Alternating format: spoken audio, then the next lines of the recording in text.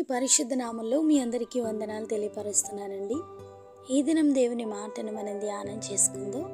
పరిశుద్ధ గ్రంథంలో నుండి కీర్తనలు 91వ సంకీర్తన 10వ వచనం. ఏ తెగులును నీ గుడారమును సమీపించదు. హల్లెలూయా. దేవుడు మనకు చెప్పిన మాట అయినా వాగ్దానమైన అది జరిగించే శక్తి కలిగినటువంటి దేవుడండి.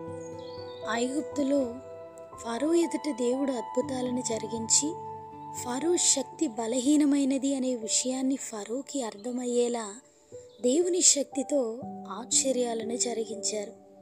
బలహీనులైన ఇశ్రాయేలీల విశ్వాసమును బలపరుచుటకు వారి పక్షాన దేవుడు కార్యాలను జరిగించారు.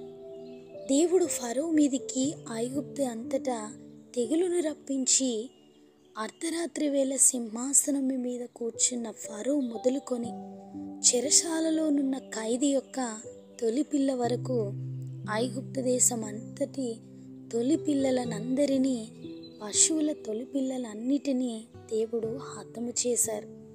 ఆ రాత్రి ఐగుప్తీలందరూ లేచినప్పుడు శవము లేని ఇల్లు ఒక్కటైనను లేకపోయినందున ఐగుప్తులో మహాఘోష పుట్టెను అని లేఖనం సెలవిస్తుంది.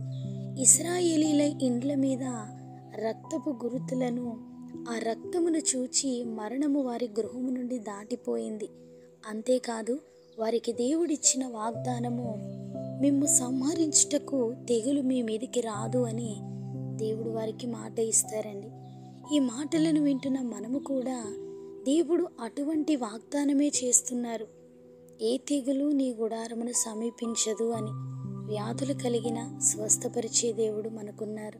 శరీరానికి సంబంధించిన వ్యాధులను మాత్రమే స్వస్థత కలిగాలని మనం ఎక్కువగా ఆశపడుతుంటాం.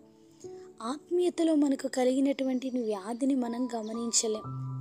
ఆత్మీయ జీవితంలో చచ్చిన స్థితి మనం కలిగి ఉంటే ఆత్మీయ స్వస్థతను కూడా మనం పొందుకోవాలండి. ఏ వ్యాధులను బట్టి భయపడుతున్నారో, రిపోర్ట్స్ నార్మల్ కొరకు ఎదురు చూస్తున్నారో, మీ హృదయాన్ని చూస్తున్నటువంటి దేవుడు, మీ కన్నిటిని చూస్తున్నటువంటి దేవుడు అన్యాయస్తుడు కాడు. విశ్వాసముతో ఆయన సన్నిధిలో కనిపెట్టగలిగితే ప్రతి బలహీనతను స్వస్థపరిచి బలపరచగలిగినటువంటి దేవుడు. ఆయన నమ్మిన బిడ్డల జీవితంలో అద్భుత కార్యాలు ఆయన జరిగించారు. ఐగుప్తు అంతటా మరణమున్న ఇశ్రాయేలీలు మాత్రం ఆ గొర్రెపిల్ల రక్తము చేత ముద్రించబడిన వారు మరణము లేకుండా, ఆ గృహాలలో వ్యాధి సంక్రమించకుండా ప్రభు వారికి కంచె వేశారు.